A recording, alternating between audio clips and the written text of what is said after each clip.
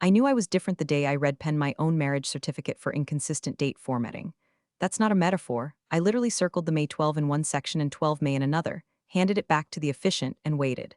My ex-husband used to say I'd make a great court stenographer if I ever learned to smile. Joke's on him, I don't miss smiling. I miss clarity. I miss the sound of a clean paper stack, the smell of toner, click of a timestamp. So yeah, I document everything. If you sneezed near me in 2017 and said I'm not sick, there's a line item in my files labeled Coughgate. At Marston Consulting, I was known as the scribe. Not officially, of course. My title was Senior Documentation Officer, but you know how offices work. If you're good at something nobody understands, they turn you into a punchline. So I was the novelist, grammar dominatrix, or my personal favorite, Linda the Log Lady, like some librarian extra from a bad sitcom. They laughed, sure. But they stopped laughing every time a client screamed about scope changes, and I calmly wheeled in a cart of binders, color-coded, signed, and dated, each one a quiet bullet dodged. People think documentation is boring until $1 million contract depends on whether someone said Q3 or by end of summer. I knew the weight of my work. Every Thursday, I sat in on the calls nobody else wanted, the ones with slippery clients and vague promises, and I typed like a courtroom clerk in a thunderstorm. Every will consider that got marked with a follow-up tag. Every tentatively approved got its own timestamp footnote. I didn't just take notes. I built timelines. I constructed narratives so precise you could reconstruct a fiscal quarter from my Excel files alone. Look, I know it sounds obsessive. Hell, maybe it was, but obsessiveness is just another word for being right before anyone knows it. And trust me, being right is exhausting. People don't appreciate it until disaster knocks. Then suddenly they're asking if I happen to have a record of that one meeting from April with the German vendor and the handshake approval. I do. I always do. Quick pause. If you're the kind of person who loves seeing smug people get their comeuppance, you're going to want to hit that subscribe button and throw us a like. Not because we crave internet clout, but because it genuinely fuels the team to keep digging up these wild office betrayals. And yes, this one gets worse. Way worse. Back to it by year 13 at Marston, I'd weathered 5 CEOs, 3 rebrands, and more strategic pivots than a drunk playing Twister. But through it all, my role stayed steady.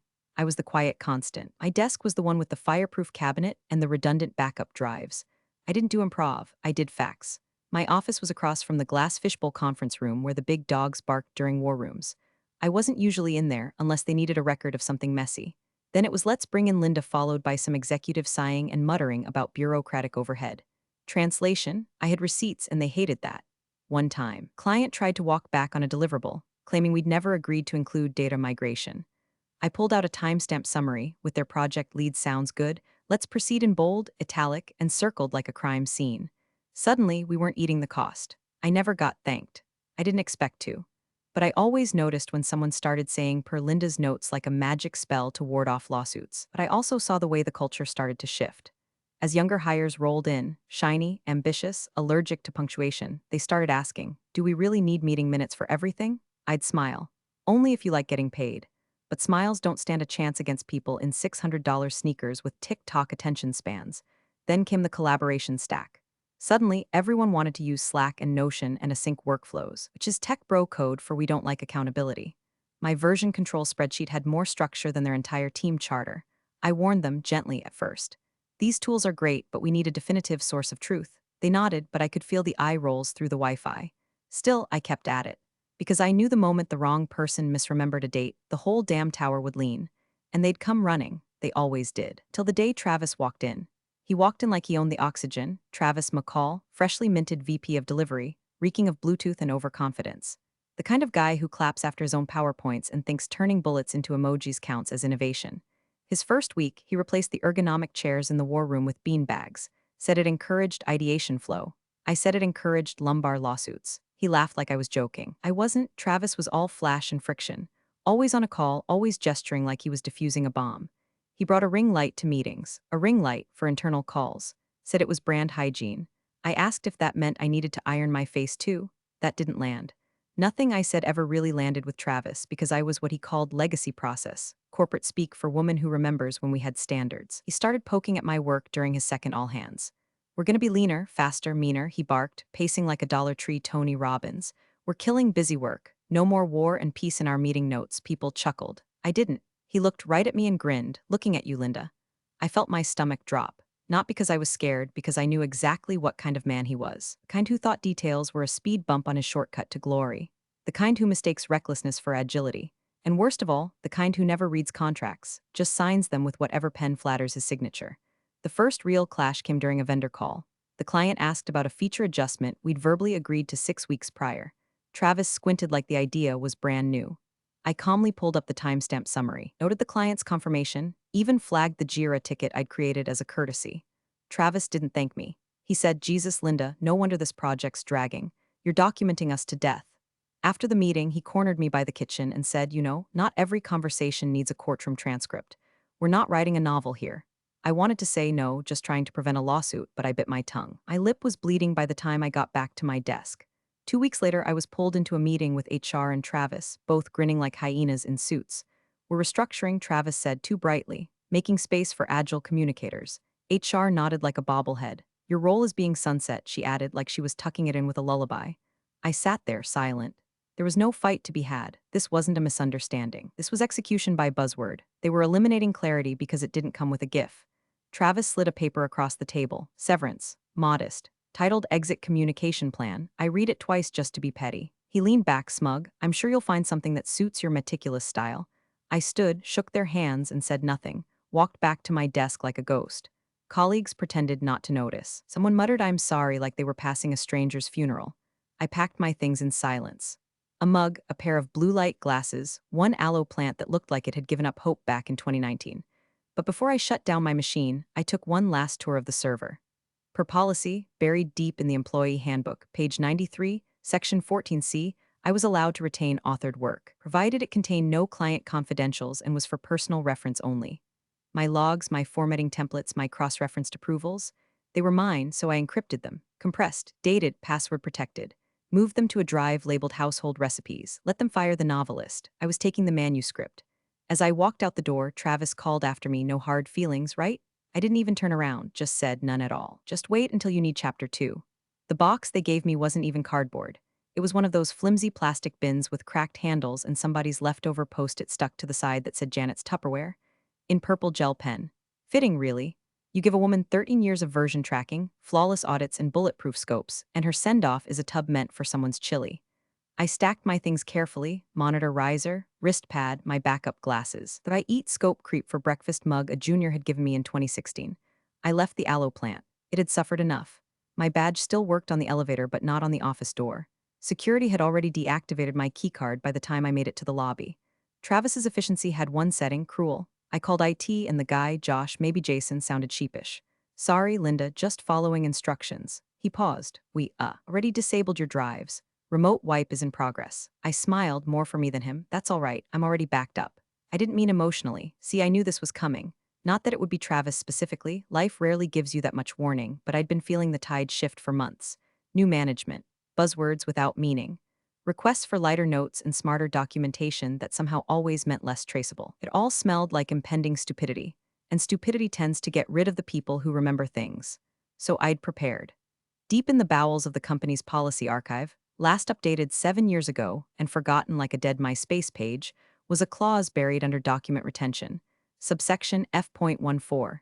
Employees may retain personal copies of internally authored work, provided no client confidentials are present and all copies are anonymized for training or reference purposes. It was written back when we used SharePoint and wore lanyards with actual keys. Guess who wrote that clause? I didn't just know the rules. I'd helped write the damn manual. Over the past year, I'd slowly, methodically exported my authored documentation, every project log, scope change approval, retro summary, stakeholder matrix. I'd scrubbed all client names, replaced them with initials, tagged internal teams generically, dev lead, client PM, and encrypted the entire archive into a clean, timestamp package.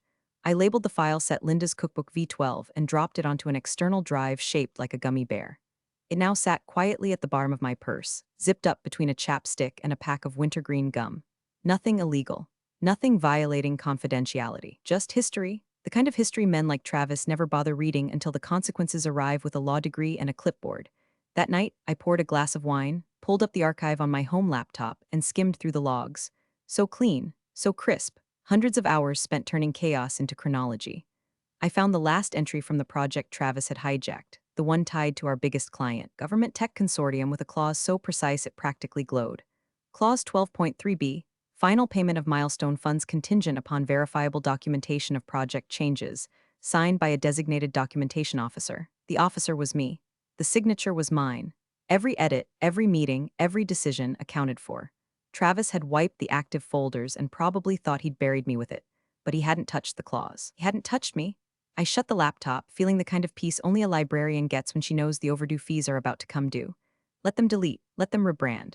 Let Travis paste his little emoji bullet points and hope no one notices the holes. I wasn't angry anymore. That had passed the moment the keycard failed. What I felt now was colder, sharper, like standing on the shore after a storm, watching the tide pull back and reveal the bones. He thought he'd eliminated me. He hadn't realized I'd archived the entire battlefield. The first week after I left, the silence was deafening in the best possible way. No pings, no calendar invites for alignment huddles, no sudden 4:59 p.m., quick questions that required a 3-day paper trail. I was just gone, a ghost to the machine I used to oil with timestamps and bullet points. I slept in. I walked to the bakery on Tuesdays. I read a novel, a real one with unreliable narrators and no hyperlinks. By week 2, I started freelancing. Small stuff, document formatting for nonprofit, reworking user guides for a startup with more ambition than syntax. Nothing glorious, but it kept my hands busy and my mind clear. I even bought a new notebook, one of those bougie ones with thick paper and a ribbon bookmark, thinking maybe I'd finally write something for myself. I filled 5 pages before instinct took over, and I started outlining a QA checklist instead. Muscle memory's a hell of a drug. I kept an eye on Marston, though, not obsessively. Just a tap of the LinkedIn feed here, a glance at their Glassdoor every other Friday, like checking in on an ex you're 97% over but still hope tripped on a Roomba. The official tone was all buzzwords and baked-in optimism, lean delivery transformation, accelerated pivot pathways. I knew what that meant. Travis was pulling duct tape over open contracts and praying no one noticed the leaks. But then, around week 4, something shifted. A former coworker, Beth from Ops, texted me late at night. "You hear anything about the milestone check?" I hadn't. The client hasn't paid. That got my attention. I didn't respond right away.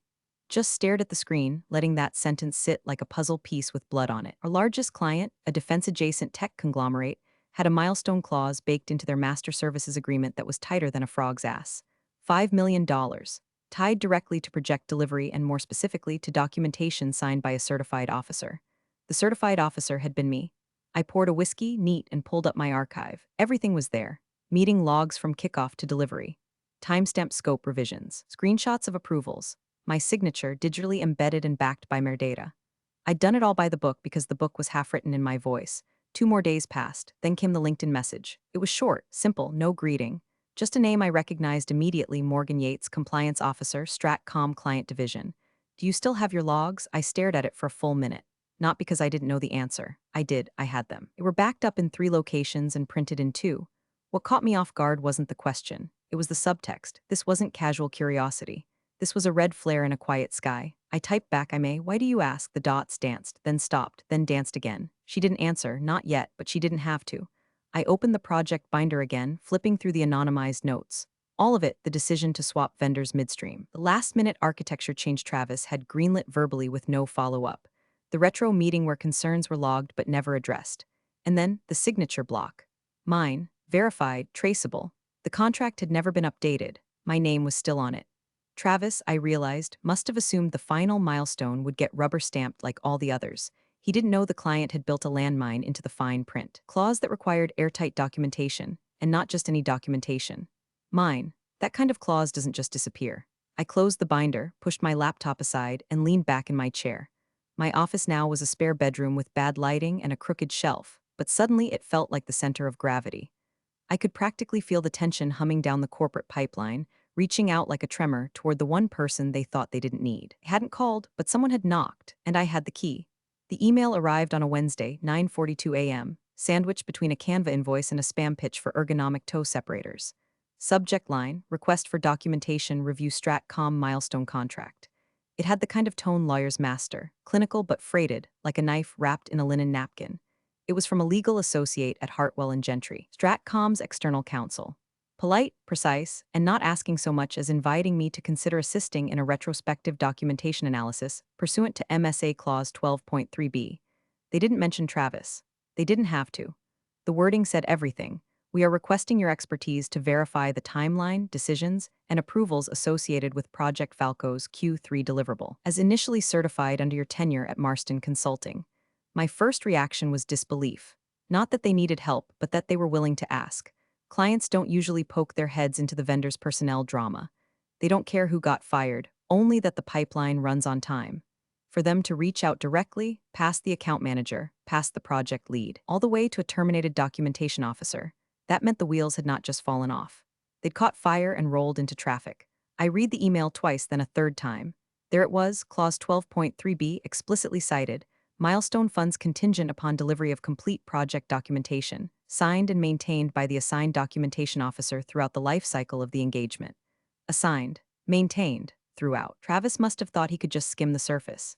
Use Teams chat threads and call recordings like a digital paper trail. But Teams wasn't a system of record. It was a whiteboard in a wind tunnel. Half the meeting notes were unfiled, the rest buried under 6 different channels named Urgent Review V2 Final. No cross-references, no summary indexes, no signatures, and now the client was calling the bluff. I didn't respond right away. I sat with it. Let the weight of the ask settle, because this wasn't a favor. This was a lifeline being extended across a chasm Travis had personally jackhammered, and I knew exactly what it meant. If Stratcom's lawyers were involved, the payment was already frozen. $5 million of deliverables were being held hostage by a clause no one had respected until it snapped its jaws shut. I opened my archive, searched Falco Q3. Up came the chain: change requests, risk logs, escalation protocols, vendor approvals. Every meeting with the Stratcom product team, every late-night architecture pivot, every scope trade-off, all backed up, all dated, all tied to my signature. What Travis had wiped, I had preserved. What he had ignored, I had documented. But I didn't hit reply, not yet. Instead, I drafted a short note. Not to Stratcom, to a friend of mine, contracts lawyer I'd worked with back when Marston still valued compliance over charisma. I asked if she'd review a potential engagement on my behalf, just in case. Then I went to make tea, Ruibos. Calming, grounded. Something about holding that chipped mug made me feel less like the woman who'd been discarded, more like the one who held the trigger finger on a $5 million detonation switch. Later that afternoon, another message came. This one from Morgan Yates, the Stratcom compliance officer who'd messaged me before. Short, direct. We've reviewed the current documentation. It does not meet the terms outlined in the MSA. Internal sign-offs were incomplete or missing. Legal is recommending independent validation. I pushed for you. Please consider it. I stared at the screen, then leaned back in my chair. She pushed for me. There's a certain kind of satisfaction in being remembered not for being nice or social or culturally aligned, but for being right. Not flashy right. Quietly, methodically, painfully right. The kind of right that survives reorganizations, firings, even Travis's smug attempts at erasure. I tapped out a reply. I'm open to discussing it. My counsel will reach out. Then I hit send, closed my laptop, and watched the steam curl from my tea. Let the game begin. The boardroom looked different than it used to. Same long walnut table, same flickering recessed lights, but the energy was off. Edgy, desperate. A quiet hum of denial clung to the air, like the kind you feel right before a storm hits, but everyone insists the clouds are decorative. Travis was already seated when Stratcom's legal rep arrived. Jessica Lorne, mid-40s, low bun. The kind of calm you only earn from watching enough people implode in front of you that it no longer surprises you. She walked in without a handshake, without a smile, just a slim black portfolio and a notepad that looked like it had already been weaponized. Behind her, a junior associate wheeled in a small cart of binders. Travis stood up, arms wide like they were old friends. Jessica, glad you could make it. We've got everything prepped for you, project logs, status updates, Jira threads, and our team's archive. It's all digital now, way more efficient. Jessica didn't sit, didn't blink. She simply opened her portfolio and laid a printed sheet of paper on the table like it was a poker hand that couldn't lose. Clause 12.3b, she said. Per your MSA with Stratcom, detailed meeting records shall be maintained and signed off by a designated documentation officer throughout the life cycle of the engagement. She looked at Travis. Where are those logs? The room went silent. Not the nervous kind, this was something colder. Factual, like watching a surgeon wait for vitals that never beeped. Travis smiled, but it didn't reach his eyes. Oh, we've got meeting notes from teams, and the PMs kept pretty detailed agendas in Confluence. We use real-time collaboration now. There's no single documentation officer, per se. It's more fluid. Agile. Jessica tapped the paper. Once, clause 12.3b doesn't mention fluid. It specifies maintenance and sign-off by a designated documentation officer. I'm assuming you reassigned that role. Travis shifted. We streamlined. The documentation officer role was sunset in Q2. We transitioned to team-based. She interrupted without raising her voice. So no official sign-off for the last 2 quarters? He tried to speak. Failed. Tried again, we assumed. Jessica turned the paper around and slid it toward him. At the bottom, in 11-point Arial, sat a name. Linda Keene, designated documentation officer. Active through Q3. Jessica leaned in slightly. Did Miss Keene sign off on any of the submitted documentation? Travis opened his mouth, closed it, and looked toward the junior PM seated to his left, probably hoping for a lifeline. The kid was already sweating through his collar. I think we used some of her old templates." Jessica didn't look at him. She looked at Travis. "I'm not asking about templates. I'm asking about logs. Signed, maintained, verified. Because what we received," she said, producing another sheet, was a series of bullet points, half of which are timestamped by anonymous contributors in a rotating Teams chat labeled DocDump Final V3. No approvals, no context, no version control. The CFO cleared his throat like he was about to say something conciliatory. She didn't look at him either. Clause 12.3b is a legal contingency clause, she continued, designed to ensure accountability in environments where contractual drift is common. You agreed to it. Your firm received payment under it. And now you've submitted logs that, frankly, look like someone's high school group project Slack chat. Travis flushed. "Look, I don't know what Linda told you, but she wasn't aligned with our new delivery model. Her notes were excessive. No one wanted to read." Jessica raised one eyebrow, the kind of micro-expression that could collapse empires. "No one wanted to read the logs that are now required to release $5 million? Silence again. This time, not even the air conditioner dared to hum. From across the table, the junior associate opened one of the binders and produced a copy of the original SOW, Statement of Work. Jessica slid it next to the MSA. "This one too," she said softly. "Every project phase references the same clause. Every milestone payment is conditional." Travis looked like he might throw up. Jessica finally sat down, folded her hands. "I'm going to give you two options," she said. "You can produce signed, verified documentation maintained by the designated officer." Or, she paused, glancing at her associate, "We begin procedures for breach of contract and initiate stop work proceedings." Travis opened his mouth, but no sound came out. And then, almost mercifully, the associate added, "We've already contacted Miss Keene." The CFO's head snapped toward Travis. "You what?" Jessica folded the MSA and placed it back in her portfolio. She responded through counsel. "We're in discussions now." Travis tried to speak, choked on it, looked around the room like someone might bail him out. No one moved. The walls felt thinner. The lights a little hotter. He hadn't just lost control. He'd never had it. And now everyone knew. My lawyer, Renee, velvet-voiced and spine made of titanium, called me at 8:03 the next morning with one sentence. "They accepted your conditions without hesitation." She didn't need to say who they were. Stratcom, the client. The same conglomerate that had once needed 5 layers of approvals to order printer ink now cleared a 5-figure consulting rate in under 12 hours. And the conditions? Simple. 1. I work as an external documentation auditor under my LLC, Keen Traceability Services, freshly minted the night before on legal Zoom. 2. All communications go through Renee. I don't talk to Travis. I don't hear from Travis. If his name shows up in my inbox, the rate triples. Renee laughed when I added that last part. I wasn't joking. They sent over the project brief within the hour. Stratcom wanted immediate validation of all documented changes, approvals, and milestones pertaining to Project Falco's Q3 deliverable. The deliverable that now had $5 million hanging over its head like a slow, swinging axe. I didn't rush. I reviewed everything like I always did, methodically, with one hand on my keyboard and the other on my T. The same binder I'd built, the one I'd encrypted and hidden behind layers of digital obfuscation, opened with the kind of clean structure you only get from someone who genuinely gives a damn. Meeting logs, 100% accounted for. Change requests, tracked, signed, timestamped. Approvals, dual signed by stakeholders, including Stratcom's own PM. Versions, indexed, version controlled, cross-referenced. Even the tiny things were there. A recorded note that the deployment date had shifted by 2 days due to a vendor outage, flagged and annotated.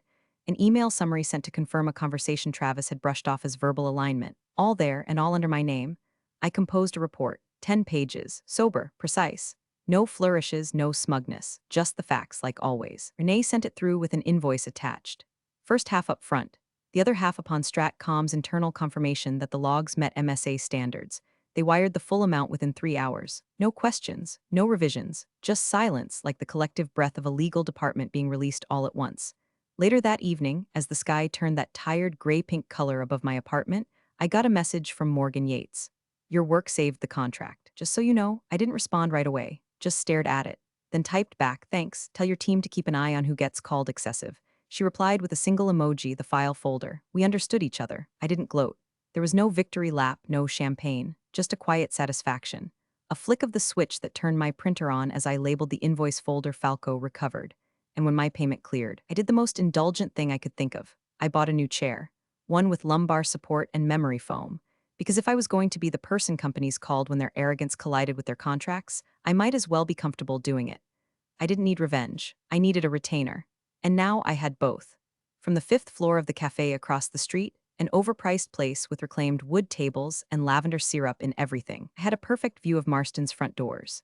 It was all glass, all angles, designed for optics over function. You could see everyone coming and going. No secrets, not even in silhouette. That Friday morning, I took my seat with a latte that cost more than lunch used to and watched the first signs of unraveling. The legal assistant, Kelsey, always in gray cardigans and fear in her eyes, rushed out the revolving door clutching a folder the size of a toddler. 10 minutes later, the CFO walked in, jaw clenched like he was chewing gravel. Not long after, HR's lead walked out looking like she'd aged 6 years overnight. No one smiled. No one lingered in the lobby for small talk. It was triage mode. I didn't need a memo to know what was happening. I had the receipts. That morning, a friend from accounting, who'd quietly slipped me a Starbucks gift card on my last day, forwarded a Slack export file she accidentally came across during a server permissions review. It had been flagged by IT when someone searched the word audit. One line stood out, sitting there like a rotten tooth in a glass of water. Travis McCall # Delivery Insights docs are for boomers. No one reads that crap anyway. We just need bullets and a deck. Nobody audits logs unless something explodes. Well, something had. Stratcom's legal team had looped in their internal compliance division, and per their own escalation procedure, Marston was now required to undergo a risk audit. That meant every document, every staff change, every milestone was being reevaluated through a lens Travis never knew existed. Consequence. That same friend from accounting texted me mid-morning. CFO is demanding a full audit on every role Travis sunset.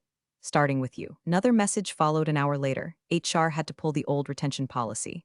Apparently no one told them you wrote it, and then he tried to call you from his personal number. I glanced at my phone. He had, 3 times, blocked, of course. I didn't even let the ringtone finish.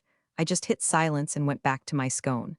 By 3 p.m., the leaks started. A junior delivery manager, fresh out of grad school and furious about being publicly blamed for documentation failures, shared screenshots in a private Discord. They hit Twitter an hour later. Not viral, but enough for the tech blogs to sniff around. VP said docs are for boomers before $5M client freeze. Leaked Slack logs show that was the headline by sundown. Accompanied by the emoji-laced bullet list Travis had once insisted was the new standard of communication. Internal chaos turned outward. The CEO, who hadn't been seen on campus in weeks, was photographed storming into the building that night with a duffel bag. Someone captioned it, "When your startup starts downing." I watched the building glow with after-hours lights. Legal working late, HR in war rooms. The CFO apparently called an emergency compliance workshop, mandatory attendance, which made 3 people quit outright. And me? I took a picture of the building, just one, framed with my coffee in the corner out of focus, just enough to say, I was here. I saw, no gloating, no announcements, just peace. The kind that settles in when you know they finally understand the cost of underestimating a woman with a time-stamped archive and zero tolerance for being erased. Let Travis fall. I didn't have to push. I'd already built the documentation that tripped him. They didn't even try to pretend it was a routine meeting. No catered lunch, no branded water bottles, no overeager intern fussing with HDMI cables. Just a room full of suits, 1 cold pot of coffee, and tension sharp enough to sand drywall. Stratcom's legal counsel, Jessica Lorne, was already seated at the far end of the table when I walked in. She nodded, then subtly gestured to the seat beside her. I took it without a word. No introductions were needed. Everyone in the room already knew who I was, either because I used to quietly save their necks, or because they were now using those same necks to breathe fire in closed-door calls about missed milestones and pending litigation. Across the table, Travis looked like a man who had practiced a dozen responses in the mirror and now couldn't remember a single one. His shirt collar was wilted. No ring light, no bravado, just sweat where his confidence used to be. Jessica opened her folder with calm precision and laid down a copy of the MSA, Clause 12.3b highlighted in yellow. Per your agreement, she began, her tone made of surgical steel, Ms. Keene has completed an independent verification of Project Falco's Q3 documentation. She didn't raise her voice, didn't look at anyone in particular. Her records matched all required deliverables. We consider the milestone validated. It was a breath of relief from someone, CFO maybe, not Travis. He was too busy trying to figure out how to make himself disappear. Jessica continued, flipping to a new page. However, given the lapse in your internal compliance protocols and the failure to maintain proper documentation per the designated role outlined in this agreement, Stratcom has elected to pursue continued oversight through a separate engagement.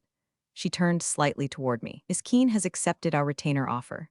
She will now operate independently as our exclusive documentation consultant, direct reporting to Stratcom Compliance. Silence, not a ripple, not a whisper. Then the CEO, balding expression locked somewhere between constipation and regret, cleared his throat. We'll resume payment then? Jessica nodded. Yes, effective immediately, under the new contract. There it was. The quietest transfer of power imaginable. I wasn't back at Marston. I'd transcended it. Travis shifted in his chair like he might speak. Then Legal leaned in from his side, whispered something. Probably the corporate version of shut your damn mouth and take your lumps. He slouched back, defeated. HR slid a folder across the table to him. Thin, no words, just a nod. Travis didn't argue. He just took it, stood up, and walked out. No handshake, no parting shot. Just a man exiting a story he never bothered to understand until the last chapter crushed him. Jessica stood. Thank you, everyone. We'll forward documentation of this transition by end of day. And that was it. As we left the building, the air felt heavier behind me. People avoiding eye contact. Executive assistants typing like their lives depended on it. The smell of antiseptic panic in the elevator lobby. Outside, Jessica turned to me. They underestimated you. I gave a small shrug. They usually do. She smiled faintly. That's why we hired you. Later that evening, I got an email, official onboarding from Stratcom.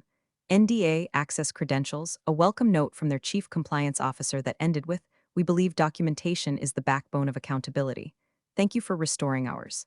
I filed it away in a fresh folder. Then I opened a new log. Client, Stratcom project, oversight transition start date, effective immediately notes, retained, not returning. Just watching the rebuild from a higher floor. I didn't gloat, I didn't celebrate. I just documented them into a corner. And I'll keep doing it quietly, cleanly, until the people who laughed at my logs start reading them like scripture. Appreciate you sticking around, you legends of the break room. Subscribe for more chaos. Let's make your old managers spill their coffee in fear.